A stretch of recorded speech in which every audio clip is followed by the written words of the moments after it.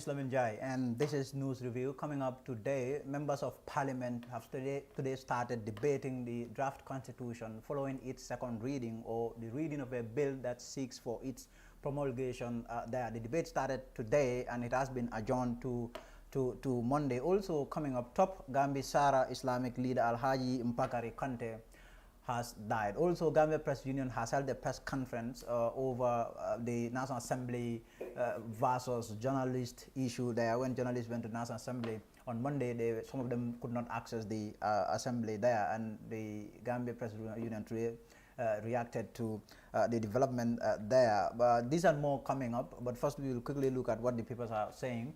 Let's see, I have the Standard, we also have the Point. I'll begin with the Standard, and they are reporting that U.S. sanctions Zainab Jammeh. That development came yesterday. Liverpool identify Kohli as potential Lovren replacement. That is some sport news there. Minister Tangara explains trip to Equatorial Guinea. Woman falls in well, dies. Investigation into Fat Diba's death completed.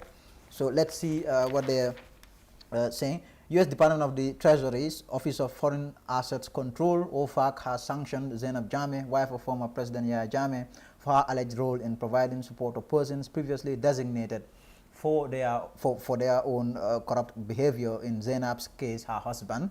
According to the State Department, the OFAC designated these persons pursuant to Executive Order EO 13818, which builds upon and implements the Global Magnitsky Human Rights Accountability Act and targets perpetrators of serious human rights abuse and corruption. I mean, we did a report on that yesterday there. So also on the Standard, a woman falls in well and dies. A 40-year-old woman in Gale Manda, that's in the Central River Region South, died on Sunday after she reportedly fell into a well. She was identified as Basin Gay. The PRO of the police, Superintendent Lamin Jai, confirmed the incident. Last night, he shared the following update with the Standard. On Sunday, 13 September 2020, police in YBK received information that a 40-year-old housewife fell into a well at Gale Manda village. The information was shared with the fire and rescue services, upon which a rescue team was dispatched to the scene, leading to the rescue and eventual evacuation of the victim to the Bansang Hospital. She was later pronounced dead at the hospital. Police have opened an investigation into the circumstances surrounding the incident there.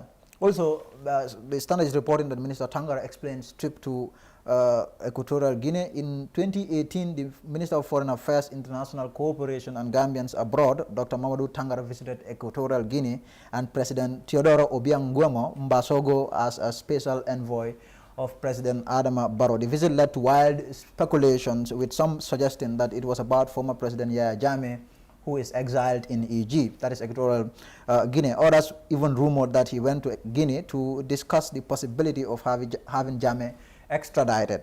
But in an exclusive interview, Minister Tangara told Kerfatu he visited Malabo as a special envoy of President Adama Barrow to strengthen ties between the two countries, and it had nothing to do with former President Jammeh. Also, the Standard is reporting the main referral hospital in Banjul, that's the EFSTH, has completed investigations into the tragic death of a young lady at its accident and emergency. Father Diba of Bakau was referred to the hospital with complications after an operation, but was reportedly turned away as doctors feared she had COVID-19. She reportedly spent more than 30 minutes in an ambulance with no one attending to her until she passed away. Yes, let's see some sports news there actually on the Standard, saying that as they continue to look for a replacement for Dejan Lovren, who quit Anfield after 6 years this summer, Liverpool have earmarked Gambian Omar Colley as a potential signing who won't break the bank, claims a report. Let's now see what Point is saying. Phony Councillor Nam prefers 1997 Constitution. U.S. sanctions former Gambian First Lady for being husband's enabler. That's also reported there by the Standard. IEC, government not fair to the people of Nyamina West. I think that's one of the MPs actually who is speaking there. CRC translates draft constitution into local languages. Let's see what the stories are saying. National Assembly member for Phony Councillor Musa Amul Nyasi on Tuesday says he would rather go for the 1997 Constitution than the draft Constitution. This comes after the Constitution of the Republic of the Gambia 2020 Promulgation Bill 2020, which seeks to repeal the current 1997 Constitution, was tabled before lawmakers by the Justice Minister, Dauda Jallo. Yes, I think that's all for the papers. Let's take a quick break and we'll be right back.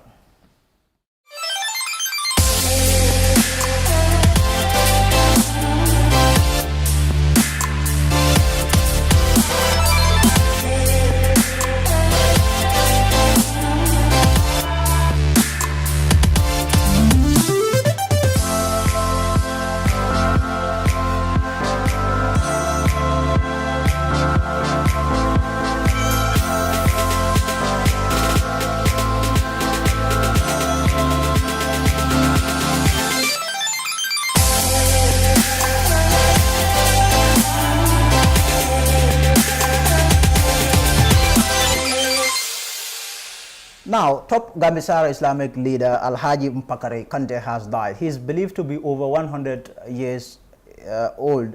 So, President Adam Barrow, according to a release from the State House, has joined the Muslim community there in the Gambia and abroad to mourn the demise of someone who is widely known as a grand marabout, a top Islamic leader there, Alhaji Mpakare Kante, who passed away today, Wednesday, 16th September 2020, in his hometown of Gambisara village in the Upper River region.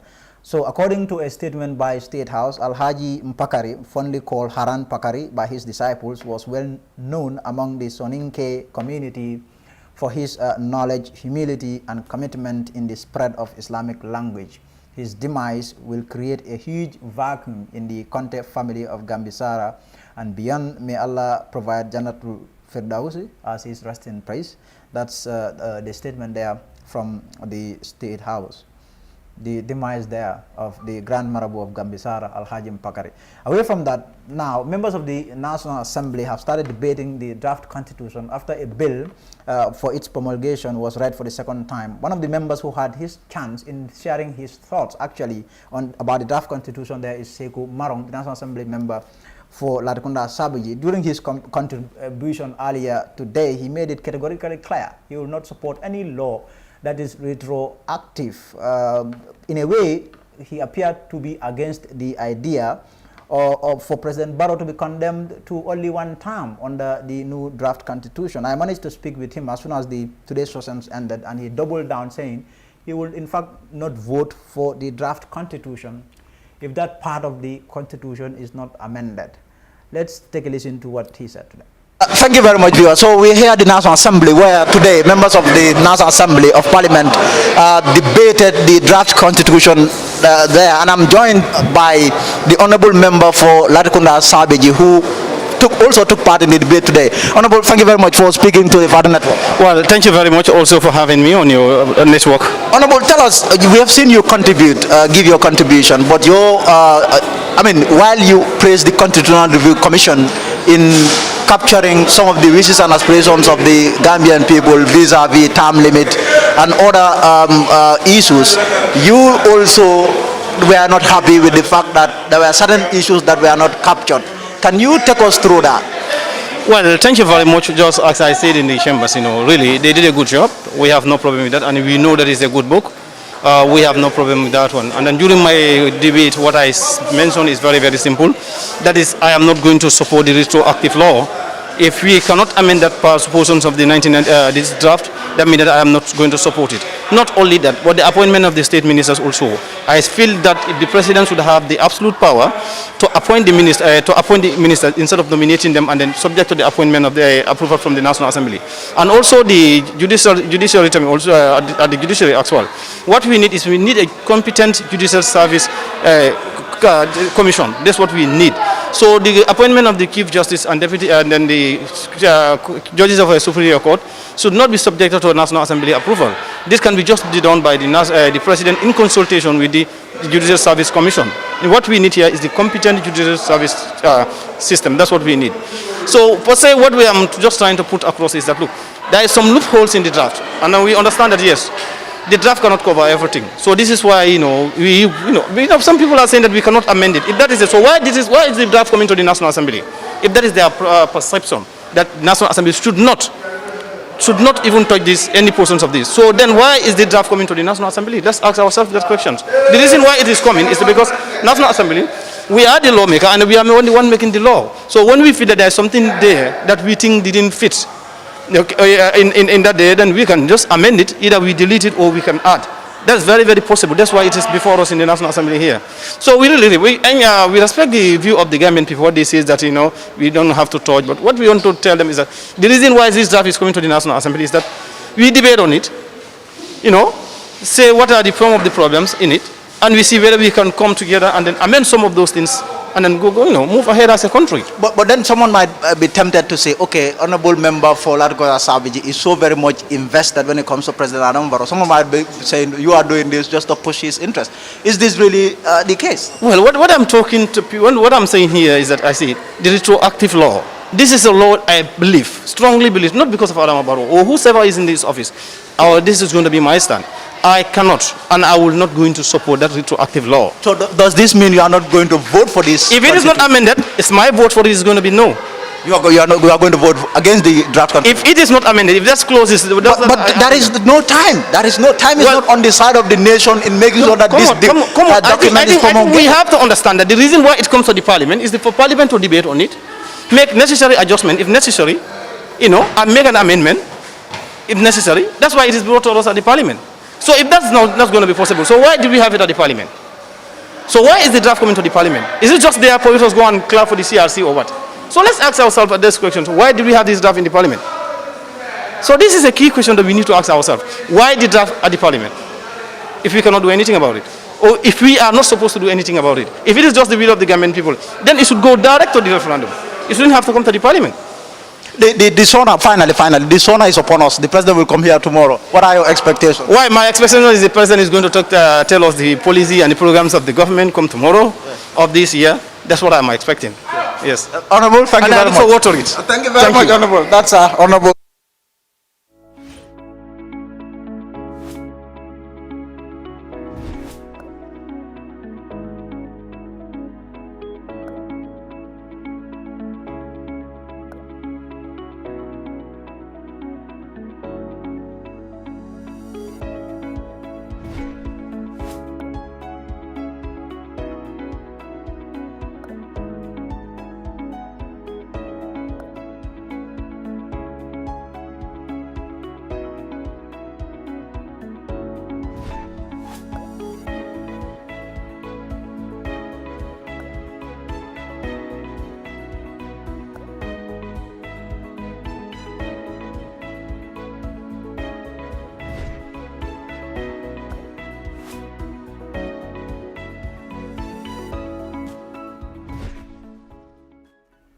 So another MP that I managed to speak to is Alhaji Jawara. That's the National Assembly member for Lower Badibo. He has not made his contribution yet. His contribution will come on Monday, that's next week. But I managed to speak with him to sound his opinion regarding the draft constitution there. Let's take a listen to what he said. Thank you very much for speaking to the FATO network there. Thank you so much, Mr. Njai. So, first of all, today the MPs, that's the National Assembly members, started debating on the draft constitution. A historic day. You have not, made your contribution yet. Okay. But what is your assessment or your view on the draft constitution coming to Parliament? Thank you very much, Mr. Njai. First of all, I would like to thank the people of the Gambia, and I would like to commend the CRC also for doing a wonderful job. And then second to that, Mr. Njai, Gambia, we are blessed. Blessed in the sense that since 1965, we have a constitution in 1965. I normally agree with people that we have independence in 1970 due to the fact that that 1970 constitution is our own document. But in 1965, the document that we are governed with is not our document. It is somebody's document, that is the colonial powers.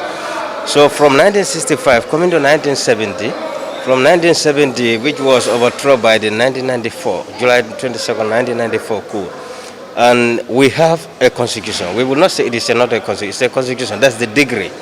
From the degree, that's where we have the 1997 constitution. And today we are here to repeal that 1997 constitution and go for another constitution, that is 2020. The assessment that so far that I have made in that constitution, I'm not happy with that certain clauses, but I'm happy with certain clauses. You cannot have 75 or 90% constitution. Correct. We can say no to that. But I have seen certain things in that constitution which I'm not happy with, to be frank with you. In regards to the issue of religion line, the issue of customs, norms and values, and also if you look at the controversial measures of the public service and what they have made there, for example, if you have a problem in public service while you are serving at the public service, you will never work again in the public service. So where are you going to live as a citizen? That's a call for concern. And I'm happy that they captured the media. I know you people will be happy about that. And also the judiciary was well catered. That's how I see it. That's my own individual assessment about the constitution. And then the National Assembly also was somehow catered for. But the fact is, the reason why we find it difficult to develop as Africans or as Gambians is that we are always trying to emulate others. And the wisest man always says that knowing yourself is the beginning of all wisdom. So I believe that the Constitution should represent well we, the people of the Gambia, rather than trying to impress the colonial masters or whosoever, or this neo-colonial institution or pressure groups or whatsoever. The Constitution should cater the needs and aspirations of the Gambian people. So basically it has to be based upon our own realities rather than other people's. Rather than other people. So what do you have to say about the fact that the contention, because some of the MPs raised that, and which has to do with cutting and pasting parts of other countries' constitution and then inserting that in our document? Yeah, that's true, because the member that raised that question, he gave us an evidences. I think you are the floor of the house. He gave us almost certain sections. He called those sections from the Kenyan constitution and he related them to the draft constitution, and which are all the same. And no member objected or say observation or point of order, what this particular member is saying is not true. So when people are saying copy and paste, you cannot say no to that, because exactly that's what the member code. So automatically that's disappointing if the CRRC has to do that. That's really disappointing. What should we or Gambians look forward to in terms of your own contribution? You have not contributed yet. We are not trying to preempt your statement there, your contribution. But what should people expect from Honorable Alhaji Jawara? No, I will do my best to make sure that what people expect from me, I will deliver that on Monday, inshallah. Because I'm supposed to deliver my message to the people today. But unfortunately, time is not there, because tomorrow we have SONA. So therefore, Monday I will be on air, inshallah. Honorable, thank you. Thank you so much. Thank you. All right. Thank you. That's Africa Global presents the new Tulip Gardens. Taft Tulip Gardens is set to comprise service plots in sizes ranging from 220 to 570 meters square. Deposit as low as $83,600 is only an 18-month interest-free payment plan with only 20% deposit on the service plots. Please contact 376-2333 or 776-2333. Tough Africa. Thank you. Now, away from that, the curfew has entered its final stages. Really, it is set to end today or tonight. But does Gambians want another extension there? Let's find out from this report. The extension of the curfew imposed on the country by President Adama Barrow elapses Thursday, 17 September. But questions are being raised over whether there will be another extension. This is what some people have to say. You know, na bandaga wata stop la leda because ni mang improvement na fe jang. Still now, curfew go bela fa kande, cases so bela fa kande, and then business is stand, nothing is going on. Fa bela secondly, curfew sunyarol be sunyarol. No, I'm serious because tell ko do ke do bi jele ya dundala so ko nole. Ya la kuno na la ñin animal ni wala ko munu reya yo be sambale.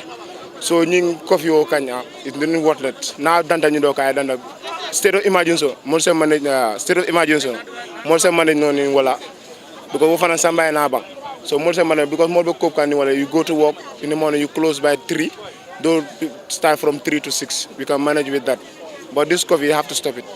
21 days ñëw na fi romba gaay bëgg aataat beneen ñu nangu boobu tamit bii moom this time moom dëgga comme ñu sona because COVID bi 10 la di start because ñun personnel man sama job guddi leen day job understand nga 2 times man si tey nañ ma si yoon bi because suñu dee job suñu demee job guddi gi suñu dee ñëw si gars yi ñu dee arrest après da nga ne négocier gars yi jox gars yi dara sax gars yi mun laa bàyyi te meegul sense understand nga ñëpp ay yuut lañ fii nii xam nga comme it's high time tamit fekkee condition yi ñu ngi fa waaw ñun mun nañ nangu loolu noonu mais unique condition ne ko fa because mënoo ñëw nii ki koo fii bamante ni jox ko dara joos rek nga ne ko ten ngeen toog seen kër ba kii nii xamoo nii ki ban time lay job ban time lay wuti xaalis yooyu noonu nii meegul sense xam nga ñun daal comme bii this time moom nañ ko fi try ñu yemale ko fi. Coffee bi moom daal moom nekk na waaye dafa métti dëkk bi yëpp booy yëpp a taxaw am na dafa garaaw affaire si waaye suñu mën a yombale ñu wàññi ko rek dafa baax ñun ok lu ma leen war rek ñu ñaan Gambien si rek gars yi bàyyi affaire si léegi dafa doy booy lu nekk a taxaw Afrique bi business yëpp a taxaw suñu def mag sax moo gën mu loolu laay wax Gambien si ñu déggul loolu ñu ngi ñaan Gambien rek ñu wàññi Barrow ñu ngi koo ñaan ñu ngi koo gërëm rek waaye daal mu wàññi affaire si léegi mu bàyyi ñu business bi dem normal dëkk bi àdduna bi yëpp lifin waaw.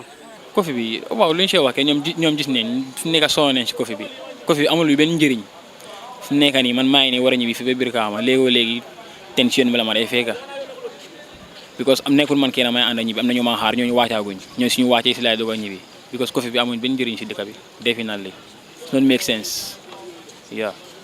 Like seriously, we don't need it anymore because then when there was no COVID-19, our business was going well. And since when the lockdown came out, so everything just turned upside down and the business is not moving like before.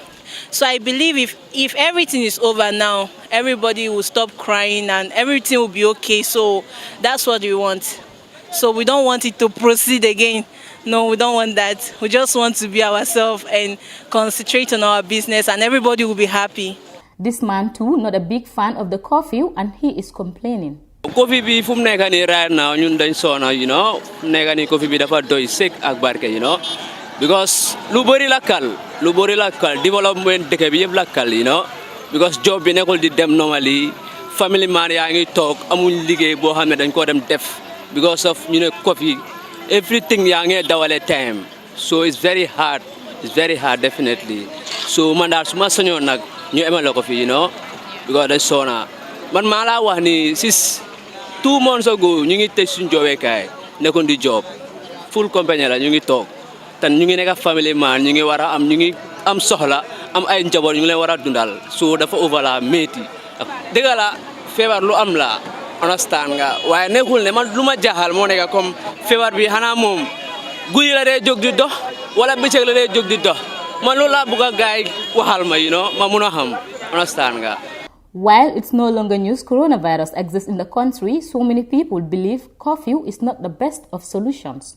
Fatou Kamara reporting for the Fatou Network News Review. The extension of the curfew. Some of the comments there by Gambians ahead of the end to the curfew there. Away from that, the Gambia Press Union today held a press conference to react to the move there by the National Assembly to bar journalists from accessing the floor or the chambers of the National Assembly. The National Assembly argued or insisted that they did this as a result of the coronavirus pandemic there. But today the GPU held a press conference. We will air you that press conference, a part actually of that press conference, and I will be signing out. Tomorrow we'll be back. But before all of that, there is the State of the Nation address there by President Adama Barrow, where we will be at the National Assembly there. We will see you tomorrow. Until then, thank you.